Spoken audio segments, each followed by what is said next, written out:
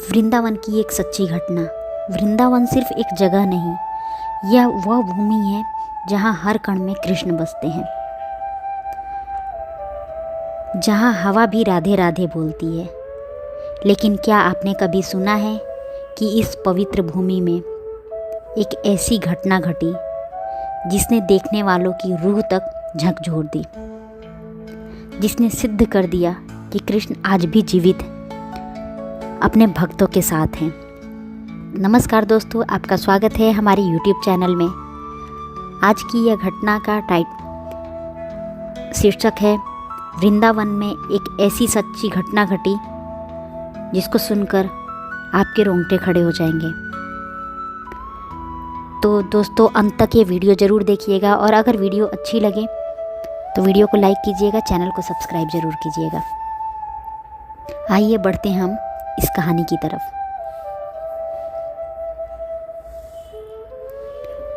वृंदावन सिर्फ एक जगह नहीं, यह वह भूमि है जहाँ हर कण में कृष्ण बसते हैं।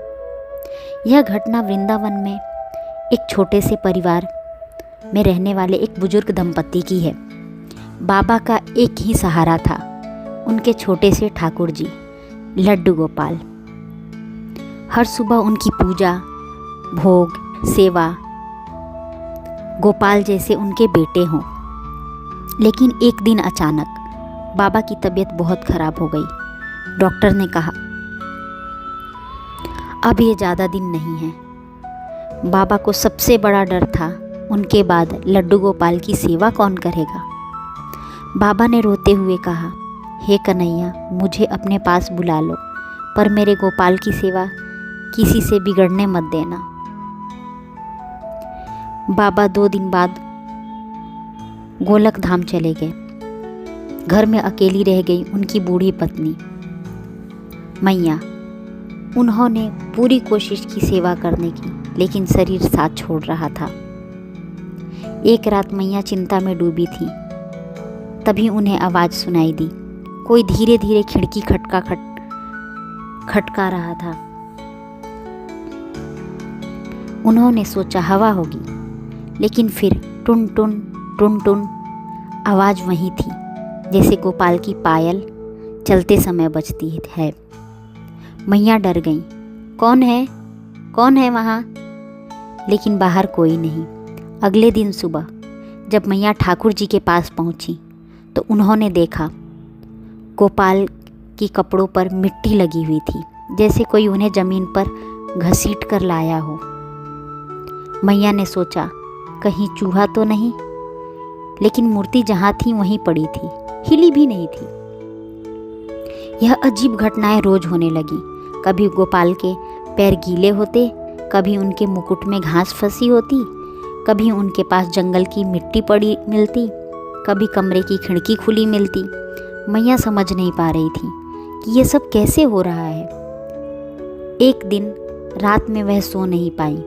उन्होंने धीमे से कमरा अंधेरा किया और दरवाज़ा थोड़ा सा खुला छोड़ दिया। रात के ठीक 3 बजे अचानक हल्की सी रोशनी कमरे में भरने लगी और फिर गोपाल की मूर्ति अपने आप चमकने लगी, जैसे कोई बच्चा उसे प्राण लेकर बाहर निकल रहा हो। मैया की आंखें फटी रह गईं। उनके सामने एक छोटा सा नीला बालक कमरे से बाहर भागा। पायल की आवाज़, बांसुरी की हल्की धुन और बालक सीधे आंगन की तरफ गया। मैया डर के मारे चिल्ला पड़ी, ठाकुर जी, गोपाल। बालक रुक गया, धीरे से मुड़ा और मुस्कुराया। उस मुस्कुराहट में ऐसा प्यार था कि मैया फूट फूट कर रो पड़ी।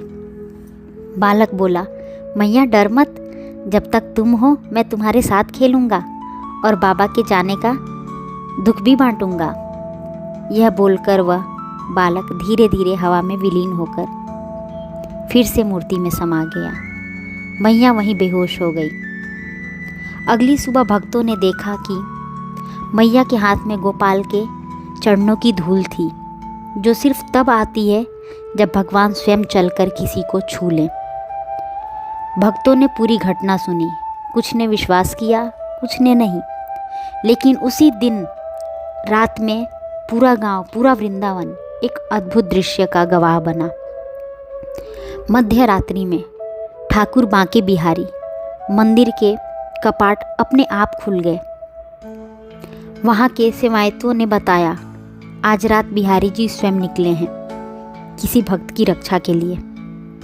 और ठीक उसी समय मैया के घर के बाहर पायल की आवाज़ फिर गूंजी, टुन टुन टुन, जैसे स्वयं भगवान उन्हें अंतिम दर्शन देने आए हों।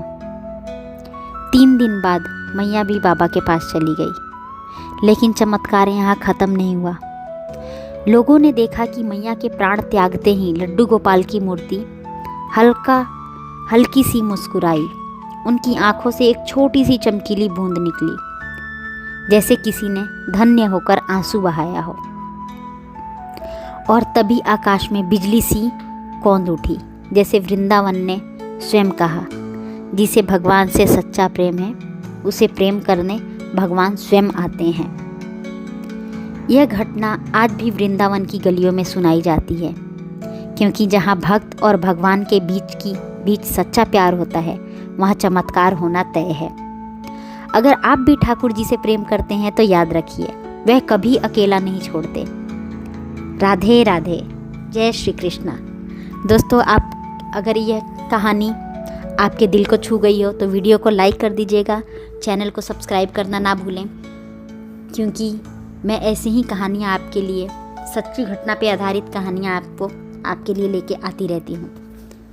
तो आप हमें कमेंट में ज़रूर बताएं कि आपको कैसी लगी यह कहानी। धन्यवाद दोस्तों।